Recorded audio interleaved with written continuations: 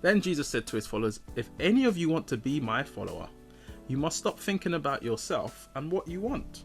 You must be willing to carry the cross that is given to you for following me. I mean, this is Christianity basics, but we just don't hear this anymore in a lot of preaching and teaching.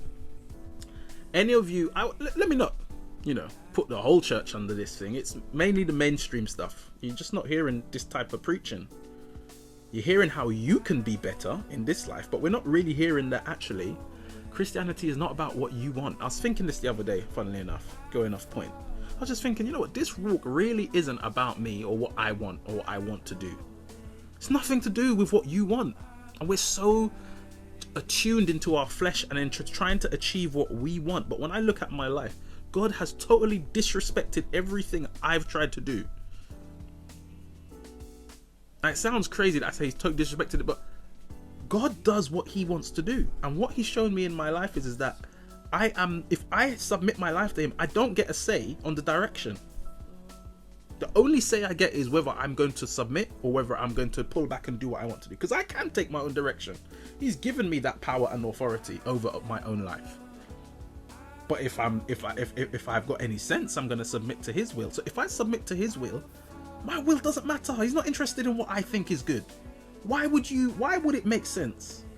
As I said before, for the clay to say to the potter, what are you doing? If God can see past, present and future, why would it make sense for him to yield to what I want to do? And this is what we try to do sometimes. We try to get God to yield to our will. And we also try to manipulate him like he can't see the future, like he didn't make us, like he doesn't know what's best for us. A lot of times, a lot of the problems we have is because we want to impose our will on God, and we need to understand God is going to do what he wants to do. And if you submit your life to him, he does with your life what he wants. If that means I'm going to uproot you and send you to another country to live in a hut so that someone can receive the word of God, then that's what it is. Like, we really have to get over ourselves.